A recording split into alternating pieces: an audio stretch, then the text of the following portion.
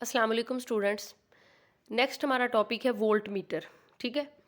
Volt meter या जैसा कि नाम से आपको ज़ाहिर हो गया होगा कि एक ऐसा मीटर जो बैटरी की वोल्टेज को मैयर कर सके, सर्किट में पोटेंशियल डिफरेंस को जो है वो मैयर कर सके। ठीक है।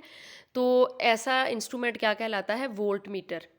तो वोल्ट मीटर जो है यहाँ पे हमने इसको भी कैसे बनाना है, गैल्वेनोमीटर को ही मॉडिफाई करके जो है वो हमने वोल्ट मीटर में कन्वर्ट करना है। जैसे हमने गैल्वेनोमीटर को मॉडिफाई करके हमने किस में कन्वर्ट किया था? एम मीटर में। ठीक है। अब इस कन्वर्ट करने से पहले मैं दो बातें आपको बता दूं जो इम्पोर्टेंट है। किसी भी सर्किट में वोल्ट मीटर को कैसे लगाया जाता है? वोल्ट मीटर को हमेशा पैरेलल लगाया जाता है बैटरी के साथ। फॉर एग्जांपल ये हमारे पास बैटरी है, इस तरह से है, तो आप वोल्ट मीटर को जो है वो ऐसे बैटरी के साथ जो है वो लगा सकते हैं। तो ये इस बैटरी की के पोटेंशियल डिफरेंस को जो है वो मैयर करके आपको देगा। वोल्ट मीटर को हमेशा पैरेलल कम्बिनेशन के साथ जो है वो बैटरी के साथ पैरेलल कम्बिनेशन में जोड़ा जाता है। ठीक है। ताकि इसके अकॉर्डिंग जो है वो पोटेंशियल डिवाइड ना हो, फुल यानी वोल्टेज जो है वो वहाँ पे जाए और वो उसको मैयर कर सके। ठीक है। सीरीज़ में जो है वो आप नहीं जोड़ेंगे। दूसरी सबसे अहम बात कि वोल्ट मीटर की अपनी रेजिस्टेंस बहुत ज़्यादा हाई होनी चाहिए बाकी सर्किट के अंदर मौजूद रेजिस्टेंस की निस्बत। ठीक है।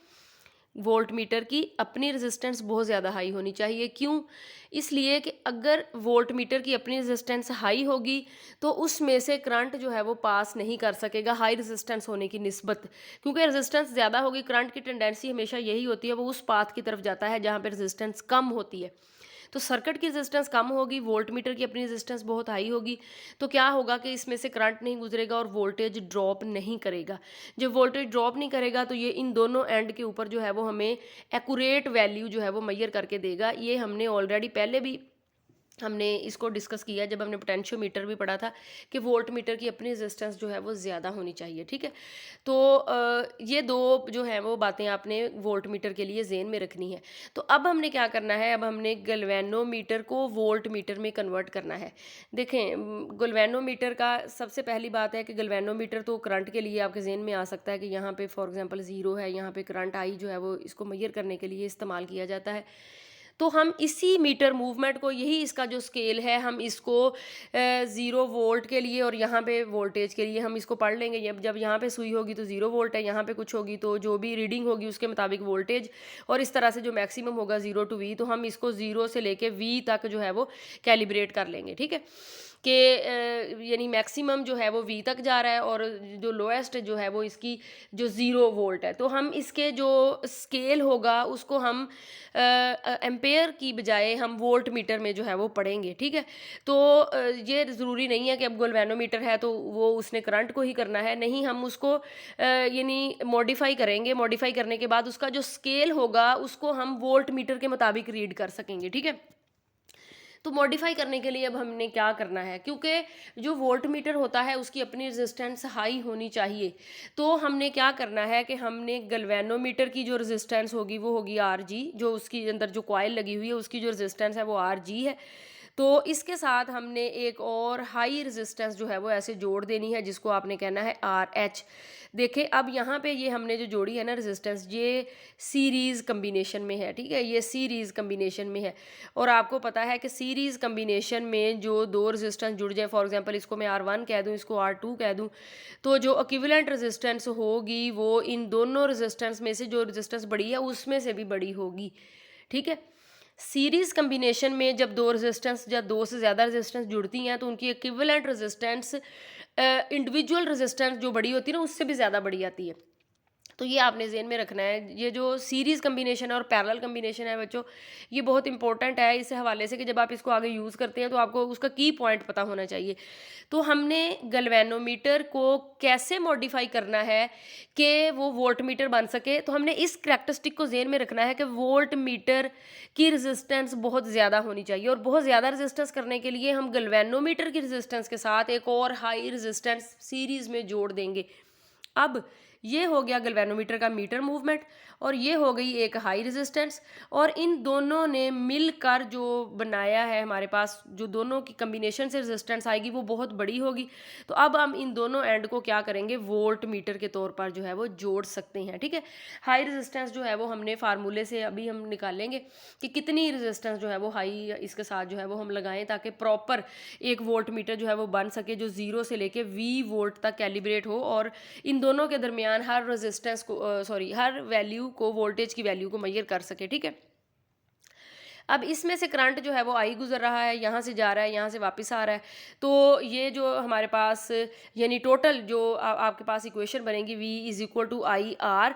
अब आई तो करंट है लेकिन आर जो है वो दो रेजिस्टेंस है, आपके पास जो है वो आर जी है और आपके पास जो है वो आर एच है। तो यहाँ पे आप इसको जो है वो इस तरह से कर देंगे, ठीक है।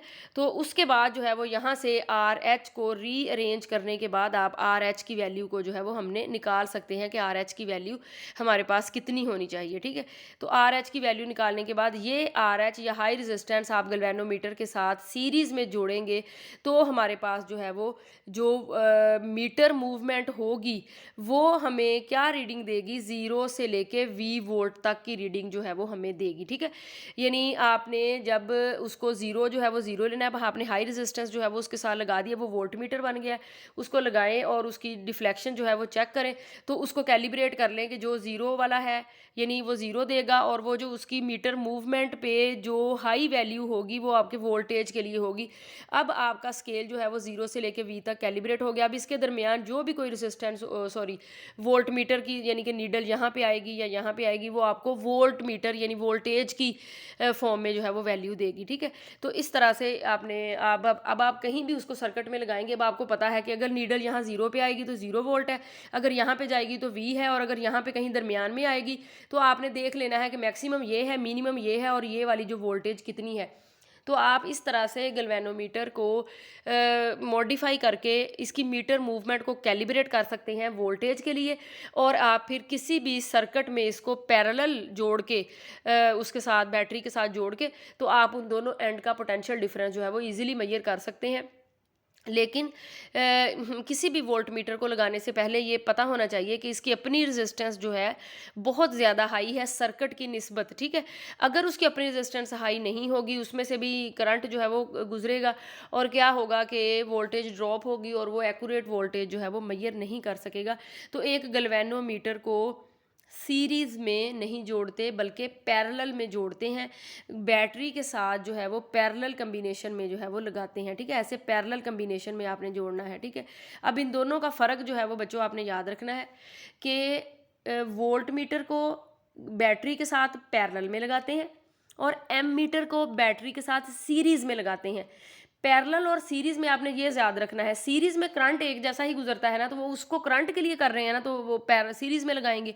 और पैरेलल में क्योंकि वोल्टेज एक जैसी मिलती है तो इसलिए आपने वोल्टेज मेजर करने के लिए लगाना है, तो इसलिए इसको पैरेलल में लगाएंगे बैटरी के साथ।